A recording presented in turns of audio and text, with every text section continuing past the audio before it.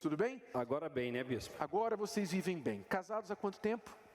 12 anos. Mas é o segundo casamento, né? É o meu segundo casamento. Dos dois?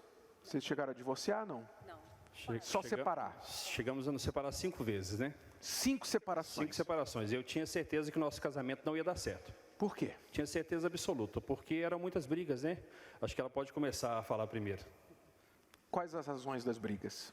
Bispo, eu vim de uma criação que eu era aquela empoderada, né? O que se diz hoje empoderada. Então, eu fui criada para não depender de homem, para não depender de marido, não depender de ninguém. E quando eu reencontrei o Sérgio, que eu já conhecia ele da adolescência, eu já tinha carro, casa, eu engravidei na adolescência, então fui mãe solteira. E quando eu encontrei ele, a carência era muito grande, porque eu tinha os bens materiais, eu tinha tudo que uma mulher podia ter, mas 10 anos sozinha, 10 anos me blindando para não ter ninguém. E como eu já conhecia, eu falei, vou dar uma chance para ele. A minha mãe, as minhas tias, todas elas sofreram muito no casamento. Quais as frases que ecoavam na tua mente para você se tornar essa mulher? Você não dependa de homem, estude, tenha a sua vida, tenha a sua posição, tenha a sua carreira, né? E como eu engravidei na adolescência e eu fui abandonada, aí enraizou muito mais. Tá vendo? Eu pensava, tá vendo? Olha só, elas tinham razão. Aí que vem, porque com 1 mês a gente já foi morar junto, não tivemos nenhum preparo. Eu já tinha tudo, né? Estava tudo prontinho. Vamos morar junto, com um filho de outro relacionamento, ele também com um filho de outro relacionamento. Virou aquela bagunça. Porque aí o principal eram 2 cabeças. Porque eu era muito apressada, a minha profissão me exigia isso. Eu sempre trabalhei com finanças, então eu achava que ele também tinha que talvez economizar, talvez gastar mais, menos, trabalhar mais. Eu cobrava dele o tempo inteiro. Eu era tipo a mãe dele. Eu falo, faz isso, faz aquilo outro, não faz isso. Em roda de amigos, por exemplo, eu o humilhava muito. Então, como é que era, Sérgio? Você conta aí as suas dores nessa época. Ô bispo, como eu também já tinha uma bagagem, eu vim de uma família que eu cresci vendo meus pais, assim, dificilmente assumindo seus defeitos, de orgulho, né? Então, foi a forma que eu aprendi. Então, isso me acarretou muitos problemas durante a vida, durante a adolescência, namoros, e inclusive eu tive um casamento antes, também frustrado, porque eu nunca achava que eu estava errado, o orgulho nunca me deixava enxergar, e nisso eu cheguei com essa bagagem no casamento com ela. Então, como ela já tinha bagagem de não depender de homem, não precisar de homem, não precisar de casar, nisso, como eu já tinha bagagem do orgulho, foram muitas brigas. E ela também era uma pessoa muito rixosa, batia de frente, e chegamos a nos separar 5 vezes, né? Mas antes disso eram muitas brigas. A gente tinha agressões até verbais, né? Foram tantas brigas que até o que a gente tinha, o que ela tinha construído e o que a gente também construiu, a gente chegou a perder tudo. Chegamos a morar no fundo de um quarto de uma empresa que a gente tinha, num quartinho, e aquele ali morava, eu e ela dormia, às vezes meu filho ia dormir com a gente e o filho dela também. E às vezes não tem nem o que comer. E você disse que você era muito orgulhoso, você não enxergava os seus erros. Então o quê? Você culpava muito ela? Porque na verdade, tudo que acontecia de errado na nossa vida, eu culpava ela. Se eu perdia algum emprego, eu falava que a culpa era dela. Se alguma coisa em casa dava errado, eu falava que a culpa era dela. Se alguma coisa com os nossos filhos não corriam muito bem, era muito mais fácil para mim jogar a culpa em alguém, achar um culpado. E assim eu fazia. Então, tudo o que acontecia, eu jogava a culpa nela. Eu só falava que se tivesse algum problema no nosso casamento, esse problema era ela que estava trazendo, que ela era por causa desse jeito dela. Eu até cheguei a chamá-la, eu fiquei sabendo das palestras, eu cheguei a chamá-la para vir para as palestras. Mas ainda cheio de orgulho, eu vinha para as palestras, via o senhor falando das palestras, dos ensinamentos, eu só vinha para ouvir o que o senhor tinha para falar, para jogar a culpa nela. Eu falava, tá vendo? Você não está praticando. E eu eu dou até um sorriso, porque eu falava com ela que um dia eu ia vir de frente para o senhor e falar que não dá certo. Terapia não dá certo. Mas era muito fácil eu falar que não dá certo, porque eu não praticava, eu só vinha para jogar a culpa nela. Eu estava pronto para construir uma esposa da forma que eu queria, do jeito que eu queria. Mas eu não estava pronto para reconstruir o meu eu. Meu orgulho não me deixava enxergar isso. Eu estava pronto para reconstruir uma esposa, mas do meu jeito, do jeito que eu queria. Então, para você, o poço precisava ser mais fundo, né? Precisava e foi bem fundo. Como é que foi isso aí? Aí, bispo, eu comecei a praticar. Quando eu cheguei... Você veio e começou a praticar. Ele me trouxe, eu fiquei e ele saiu. Porque como ele achava que não tinha solução, não tinha saída, ele me culpava. Mas as coisas que ele realmente me culpava, eu ouvia o Senhor falando. Eu ouvia nas palestras. Falei, realmente ele fala e eu sou assim. Aí eu comecei a entender o que o Senhor acabou de falar. Eu não tenho problema de casamento, eu tenho problema comigo. Eu sou um problema. Então eu vou cuidar de mim.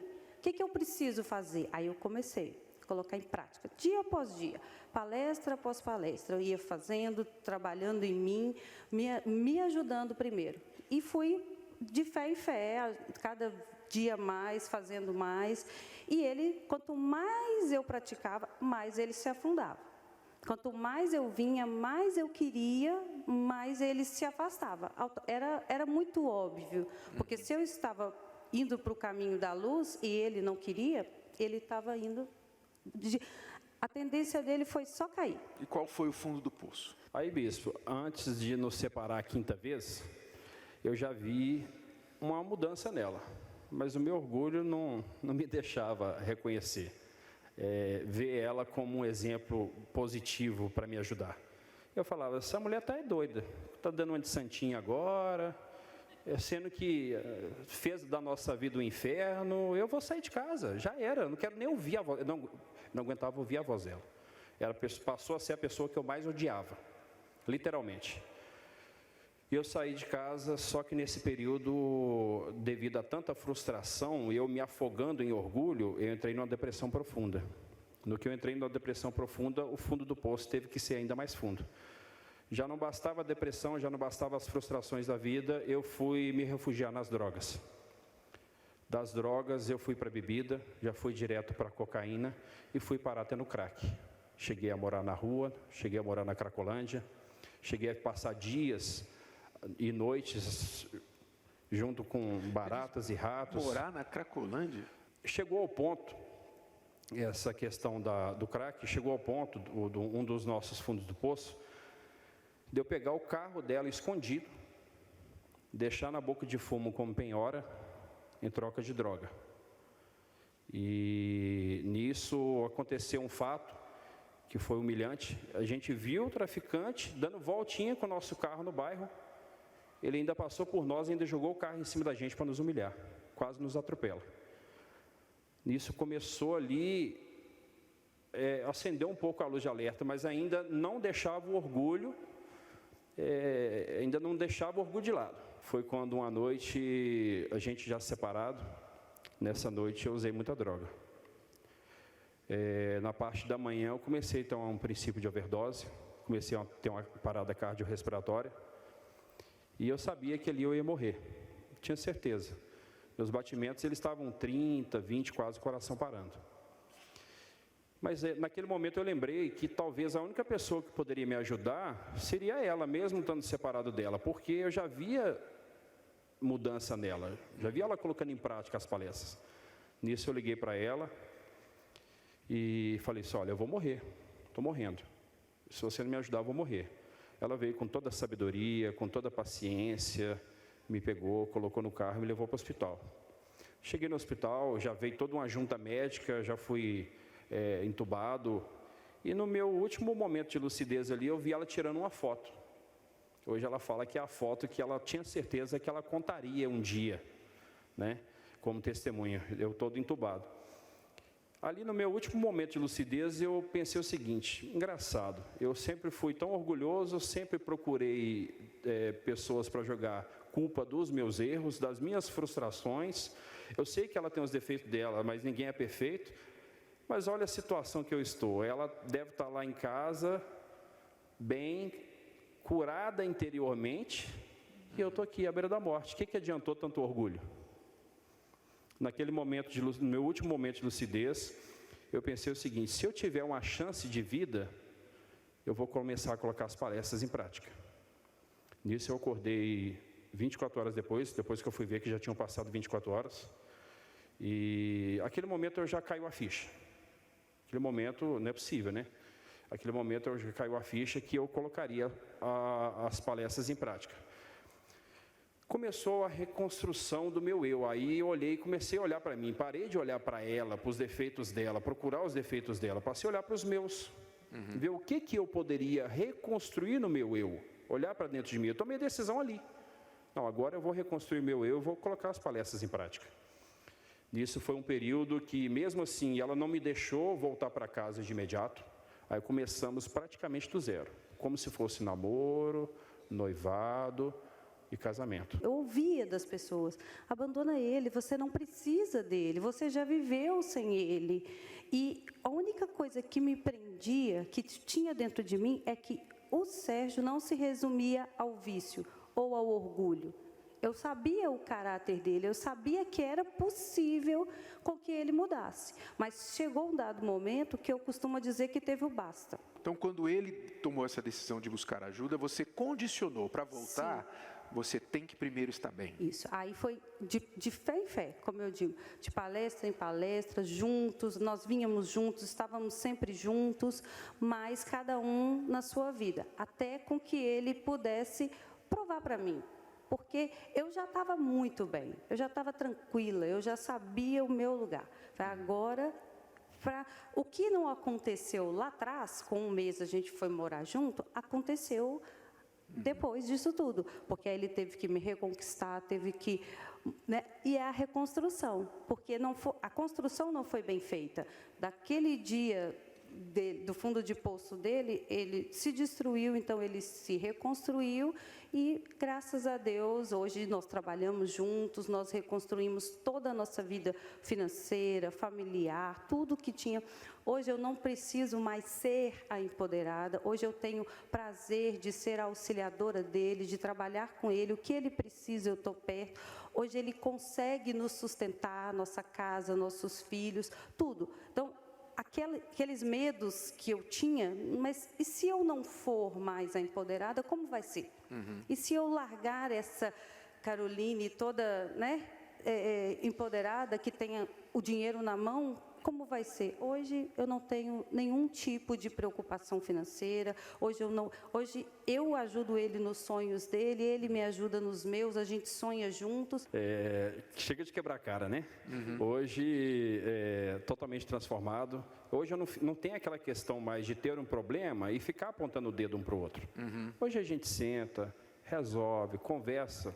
Hoje, a esposa que eu não aguentava nem ouvir a voz, a pessoa que eu mais odiava, ela trabalha comigo na nossa empresa, na nossa imobiliária, ela faz a parte financeira, cuida de todo o setor. Então, ela realmente me auxilia, né? E eu vejo que o verdadeiro empoderamento não é realmente achar que é autossuficiente. Hoje ela é a empoderada lá de casa, cuida da nossa família, cuida dos nossos filhos, cuida de mim. E hoje, praticamente aonde que eu estou buscando ela com os olhos, porque eu quero ela sempre perto. Então, totalmente curado, não tem vício, graças a Deus. Porque, na verdade, foi reconstruído o nosso eu, e automaticamente, pelo batismo com o Espírito Santo, hoje, por termos o Espírito Santo, automaticamente foi possível reconstruir o nosso eu, e acaba que, por isso, nos atraímos novamente e hoje nos completamos. Sem o Espírito Santo é impossível, né? Hoje nos completamos exatamente por causa do Espírito Santo. Então, por mais que temos bens, reconstruímos tudo, mas o principal é o Espírito Santo em nossa vida, a reconstrução do nosso eu, e está tudo transformado, graças a Deus. Bom, obrigado. Deus abençoe vocês. Obrigado. Tá?